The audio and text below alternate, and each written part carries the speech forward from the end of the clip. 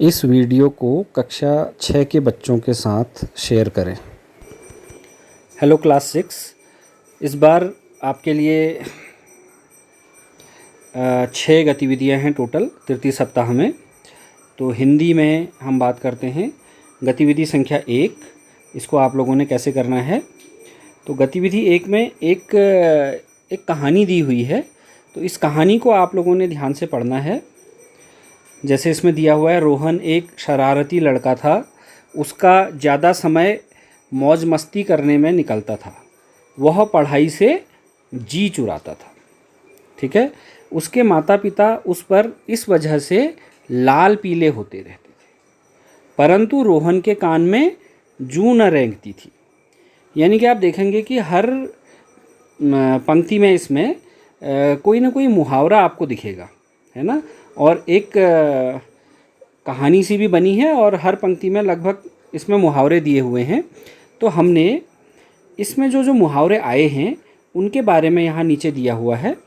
जैसे पहला मुहावरा है जी चुराना, यानी कि काम में रुचि न लेना। दूसरा मुहावरा है लाल पीला होना, यानी बहुत गुस्सा होना। तो इस तरीके से इसमें सारे मुहावरे दिए हुए हैं। तो आपने क्या करना है, आपने ये जो अंतरा दिया है इसको लिखने की ऐसी कोई ज़रूरत नहीं है आपको। आपने सीधे ये जो आपके मुहावरे आए हैं, इन मुहावरों को आपने अपनी कॉपी में लिखना है, उसका अर्थ लिखना है, उसके बाद उसका वाक्य प्रयोग करना है आपने। ठीक है। जैसे मुहावरा है जी चुराना, यानी कि काम में रुचि न लेना।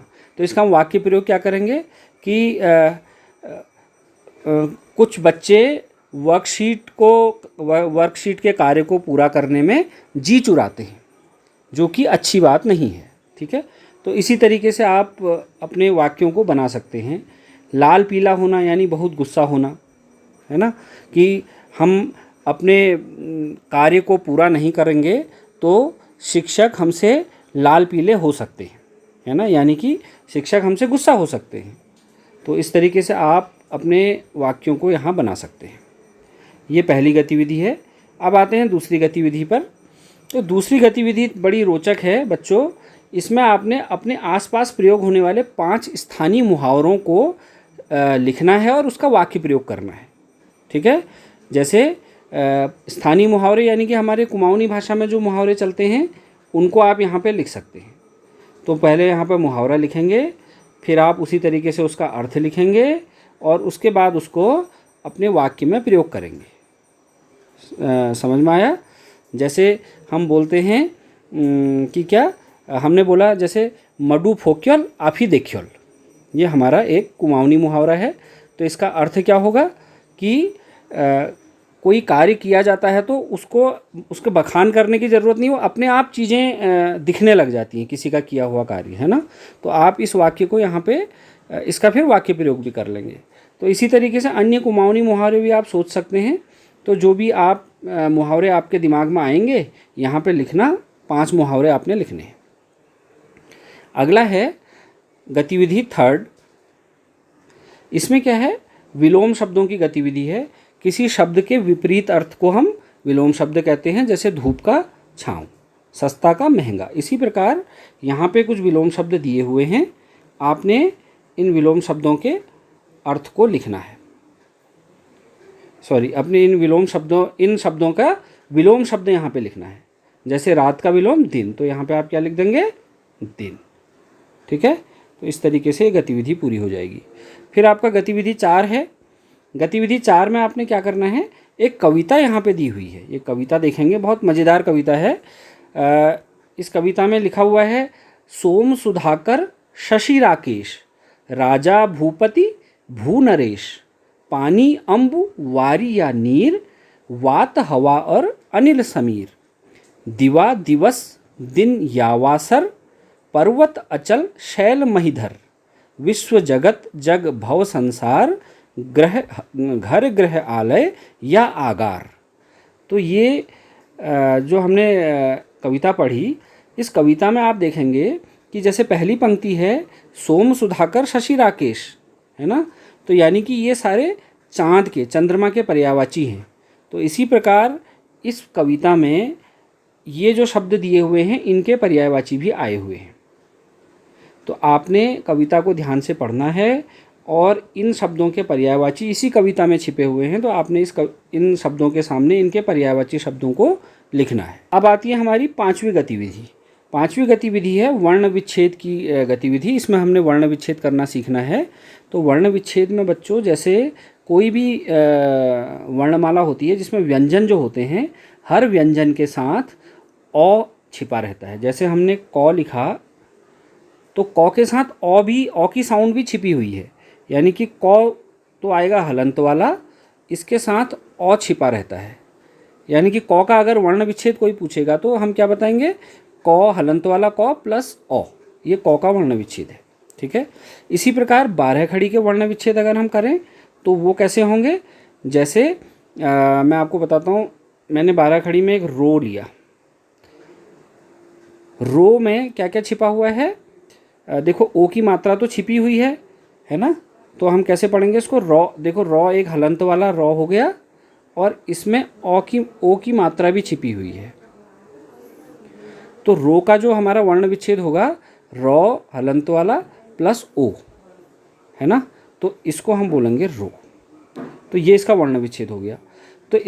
तो हम वर्ण विच्छेद कैसे कर रहे हैं, जैसे अब ये इसको समझ भी लेते हैं। जैसे हमने सरोज का है, सरोज में 100 हलंत वाला 100 के साथ ओ जुड़ गया, तब ये इस 100 का वर्ण विच्छेद हुआ। इसमें प्लस, फिर रो है, रो में हलंत वाला रो, फिर ओ, फिर ऐसे ही जौ में हलंत वाला जौ, फिर ओ। तो इसी प्रकार आपने वर्ण विच्छेद करने हैं। तो अब यहाँ नीचे हमारे कुछ दिए हुए हैं शब्द जिनके वर्ण विच्छेद हमने करने हैं। ऊपर तो हमें उदाहरण दिए थे, तो ये हमें जो शब्द दिए हैं इनके वर्ण विच्छेद आपने यहाँ पे सामने करने हैं। आप आराम से कर सकते हैं, कोई इसमें दिक्कत नहीं आएगी। ठीक है बच्चों। अब बारी आती है हमारी अगली गतिविधि, आज की अंतिम गतिविधि कक्षा 6 की। तो इसमें क्या करना है, हमने गतिविधि में विराम चिन्हों का प्रयोग कैसे करते हैं इसके बारे में हमने जानना समझना है। तो विराम चिन्हों का प्रयोग, हमारे जो विराम चिन्ह होते हैं कौन कौन से हैं इसमें, देखिए एक पूर्ण विराम है। पूर्ण विराम कब लगता है, जो भी वाक्य हमारा कथन, कोई भी कथन पूर्ण हो जाता है तो वहाँ पे पूर्ण विराम लगता है। जैसे राम पाठशाला जाता है, इसके बाद इसने पूर्ण विराम लगा दिया। अर्ध विराम क्या होता है, जब किसी एक ही वाक्य के अंदर 2 वाक्य होते हैं। तो जैसे अब तुम घर जाओ, फिर यहाँ पे किसने अल्प अर्ध विराम लगाया, फिर रुको मत बोला। यानी कि एक वाक्य तो था लेकिन उसमें एक छोटा सा अर्ध विराम भी लगा है, यानी कि 2 छोटे वाक्यों को मिला दिया है उस अर्ध विराम ने, फिर एक पूर्ण वाक्य बना है। ठीक है। तो ऐसे अर्ध विराम का प्रयोग होगा। ऐसे एक अल्प विराम है।